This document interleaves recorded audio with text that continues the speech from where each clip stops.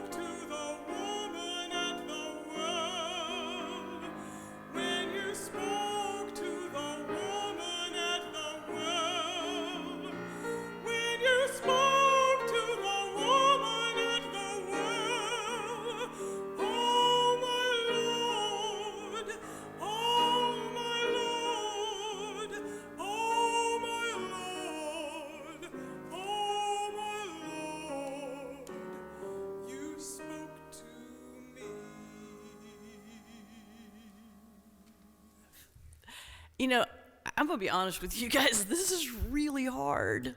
I didn't anticipate that it would be quite this hard, but there's something about giving this sermon when I knew most of the entire congregation was not going to be here, and I just feel really off balance. It's weird. I woke up this morning and I told Toby I feel really nervous about this because it feels to me like Easter, but without any people coming, you know? So, yeah, I mean, I think that's how everybody feels about this time and this place with this virus. I mean, it's kind of thrown our whole lives into, a place of being topsy-turvy. And I have called this virus all kinds of things this week. Most of the names I cannot repeat in this pulpit live stream. So I guess I'm going to have to revert to my roots and use a saying from the 1970s from a show called Alice. Some of you may remember this. I see one person clapping here, one of our stream team. But for those of you who were born after that, which God help us all, it's a show from the 1970s which is about a waitress played by an actress called Polly Holliday. And anytime somebody did something mean or annoying or rude or evil, she would just kind of cock back and say, "Well, honey, you can kiss my grits." I mean, I'm not sure anybody ever really understood exactly what that meant, but we did understand the sentiment. So it became kind of a catchword back in my day of the disco era. So in thinking about what I would like to say to the coronavirus from this pulpit today, it's the only thing I could come up with. So coronavirus, honey, you can kiss my grits. Say it with me. Come on, all together. Coronavirus, you can kiss my grits. I mean, it feels kind of good to get a little sassy with the virus, doesn't it? I mean, you just got to sass it back a little bit. But I mean, even with that, after a few minutes, you realize the sass doesn't change anything. We are still right here in the middle of a global pandemic. So what does one do? I mean, I'm embarrassed to say I missed the class in seminary on how to minister during a global virus. But frankly, I don't think I'm the only one. I think we all feel like we're kind of flying blind right now, kind of making this up as we go along. But I'm not sure we have to, because at least from a spiritual perspective, we have guidance. We have great spiritual truths that we have all been taught, that we all know. We have spiritual truths that can help us get through. So this morning, I'd like to offer you a message entitled, "The Coronavirus Can Kiss My Grits, 5 Spiritual Lessons on Living in a Pandemic." Can I have an amen? Thank you. Lesson number 1, there is nothing new under the sun. Let me share with you a line from Ecclesiastes that you've heard before. What has been will be again. What has been done will be done again. There is nothing new under the sun. Madison Avenue Baptist Church is a great example of this. And if you aren't familiar with our community, then think of a place in your community that has been around for a long time. This church is 172 years young this year. And during those 172 years, it has stood through the Civil War, through the Great World Wars. It has stood through the Depression, through Vietnam, the Civil Rights Movement, 9/11, and now the pandemic of 2020. Now, while living through a pandemic is new for us, it's not new for MABC. Because just 100 years ago, the world faced another pandemic, the 1917-1918 global flu pandemic. And New York City and Madison Avenue Baptist Church were right in the middle of it. People sat right there in these pews during that epidemic. Don't worry, Troy he sprayed down the pews. It's okay, it's cool. Troy, thank you for that. But for over 10 generations, people of MABC, members of MABC, have faced the exact same things we are going through today. They faced isolation and quarantine just like we are now. In fact, most people at that point in time didn't even have telephones, so they couldn't even reach out that way. They faced the fears we faced. They faced the unknowns that we face. So like us, they said their prayers. They sang their songs. They waited and they watched. And the danger finally passed. What has been will be again. What has been done will be done again. There is nothing new under the sun. Lesson number 2, we are stronger than we think. This pandemic has teed up some difficult things for all of us. In addition to the widespread illness, there are job losses. People are getting laid off right and left. There's a market crash. There's social separation. There's the illness, of course. And then there's the great toilet paper shortage across the world. I'm sure you've seen it through all the news. Toilet paper is almost extinct. To the point where there are even articles out there now talking about alternate things to use in place of toilet paper. I was reading some of these articles this weekend as part of my sermon research, and some of the ideas for alternatives, make some sense, like perhaps using a piece of cloth or a sponge or some cotton balls, but then some of the suggestions are out there. One article suggested newspaper. One suggested snow, which is not very thoughtful of our Caribbean neighbors. Another said banana leaves, and one even suggested a corn cob. Come on, people, seriously? Brothers and sisters, these are tough times, literally and figuratively, but we are stronger than we think. I was listening this week to one of my favorite podcasts, Krista Tippett, On Being, that some of you may be familiar with.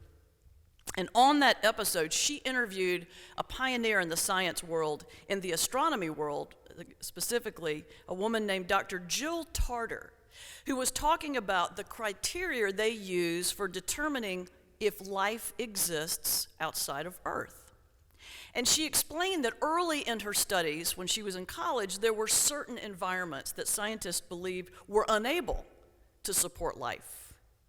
But then they discovered something called extremophiles, life forms that dwell in the most extreme circumstances. Dr. Tarter explained it like this. She said, "It turns out that anywhere there's even the smallest amount of water, we can find life making a living in all different ways. There's bacteria living in the cooling waters of nuclear reactors. There's life that's living in the boiling battery acid around volcanoes. There's life living in ice. There's life living at the bottom of the ocean around hydrothermal vents, and not just little microscopic life, but whole ecosystems thriving. Brothers and sisters, we are stronger than we think. I mean, remember the words of Joshua, be bold, be courageous, be strong, because the Lord your God goes with you wherever you go. We are stronger than we think. Life exists in extreme circumstances, and you know what? We too can exist in extreme circumstances. We can thrive in extreme circumstances. We can, and we will. Lesson number 3, you are not alone. Now, this one's a tough one, given all the talk about social distancing and about us not being able to meet together on Sundays. But that said, we are all in the midst of a critical lesson on how to build community in a time of separation, on what community really means and how to keep it going outside of direct physical proximity. Well, first and foremost, community starts with God. Let me share with you a verse from Ephesians 2:19. And this is from a translation called The Message, which is a little bit more kind of down-to-earth translation. I love these words. You are no longer wandering exiles. This kingdom of faith is now your home country. You are no longer strangers or outsiders. You belong here. God is building a home. He used the apostles and the prophets for the foundation. Now he's using you for a holy temple built by God, all of us built into it. Our community starts with God. It starts right here. This is the community, us and God, and then it goes out between us and others. We don't have to be embraced in a big, giant physical hug to be in community. I know that's kind of shocking. We would rather be in a big physical hug, but it's not about that. It's about our spirits. It's about our hearts. It's about our voices being connected. Most of you know Italy is one of the hardest hit places on the planet by the virus. The entire country is on lockdown. But this week, I don't know if you saw this, but there's some incredible videos that have been released of people standing on their balconies in Italy, standing on the balconies of their building, singing to each other, singing Italian songs, singing the national anthem, singing religious and spiritual songs, just creating community through song. In fact, I saw the same movement was happening here in New York City, here in Hell's Kitchen. Last night, there was a group that was encouraging people to come out on their stoops or their balconies and sing things together, like New York, New York. I mean, I guess you got to start somewhere. But let me read, this was what the notice actually said. I have to take off glasses to read, go figure that. These are dark and unsettling times, and more than ever, we need the comfort of each other. We can't touch, but we can raise our voices. Come out on your roof. Come out on the sidewalk. Come out on the stoop or on your balcony and sing with us. It doesn't matter if you're off key, very soft or very loud. If you can't carry a tune in a water bucket, or if you are a trained opera diva, it doesn't matter. All that matters is that you know you are not alone.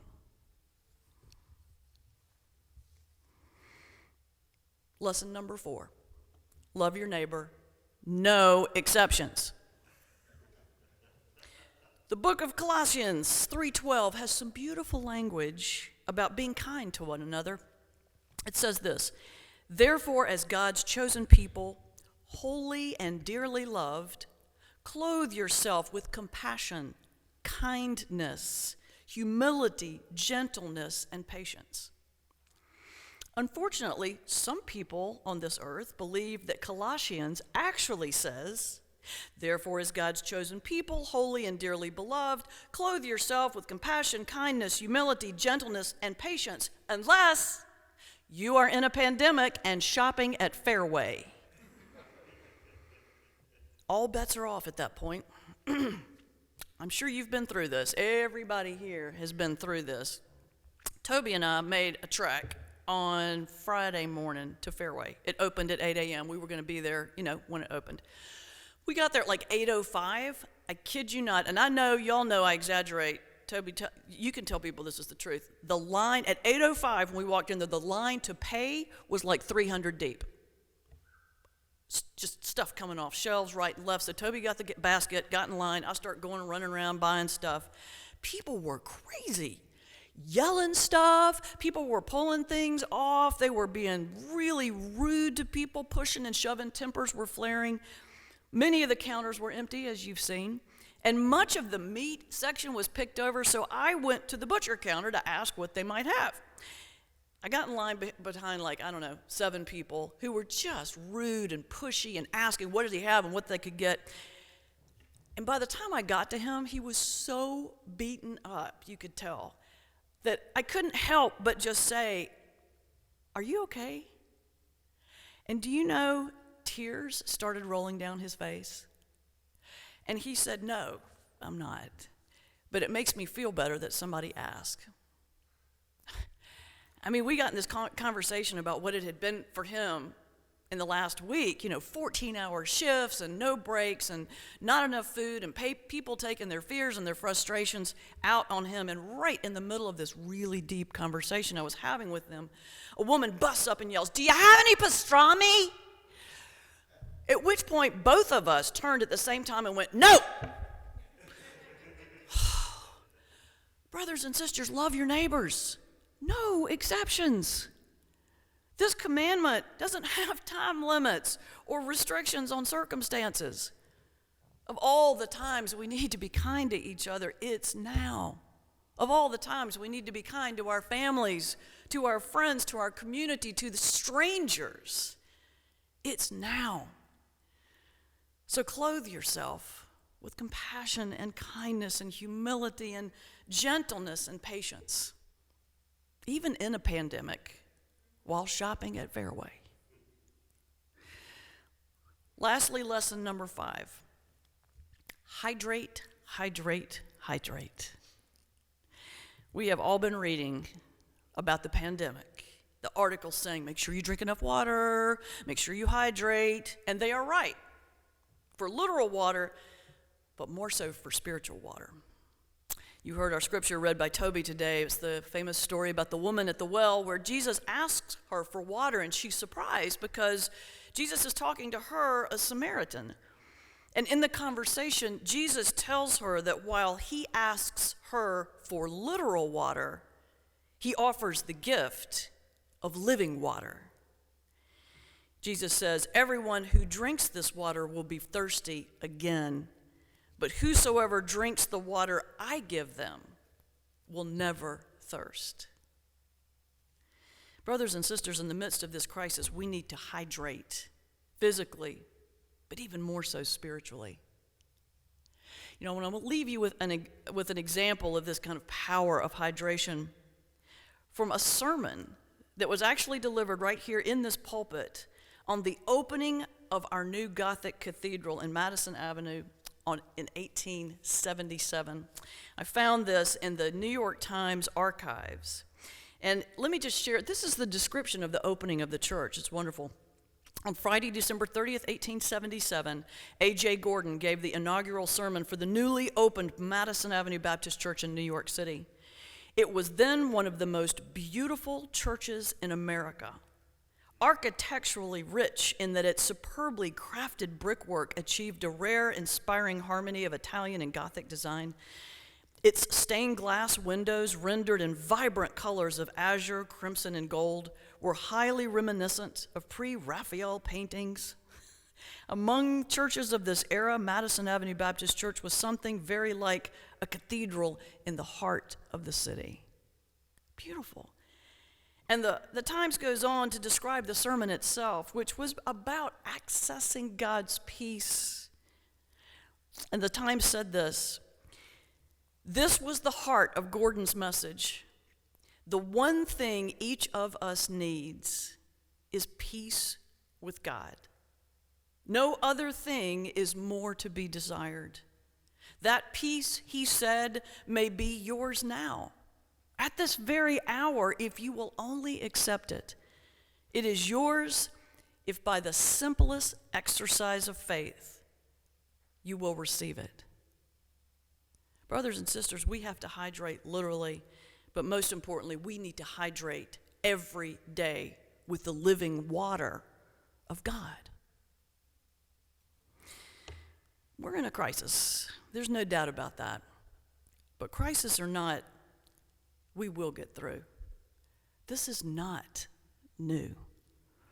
And we are stronger than we think.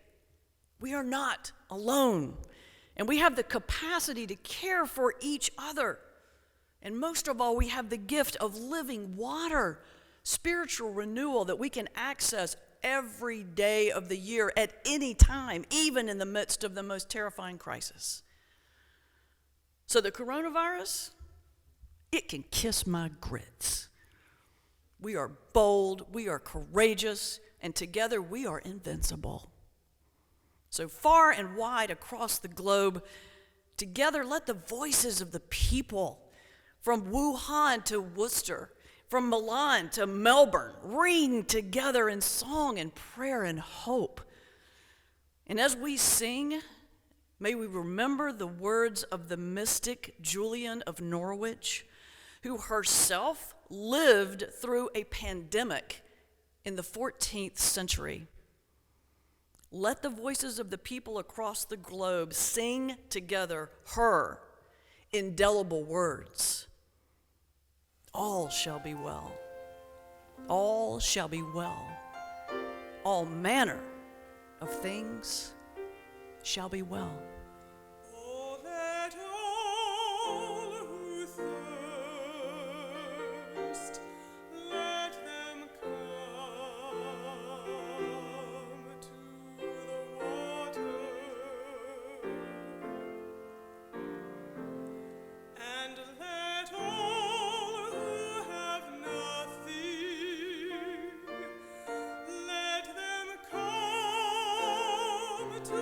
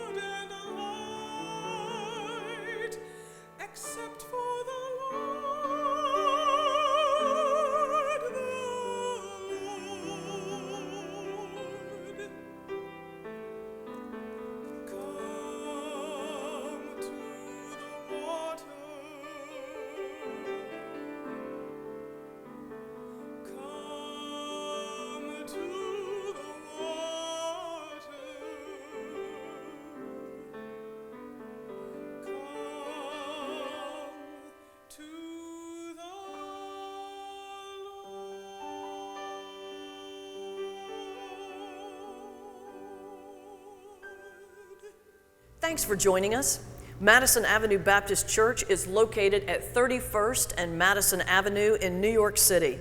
Our website is www.mabcnyc.org.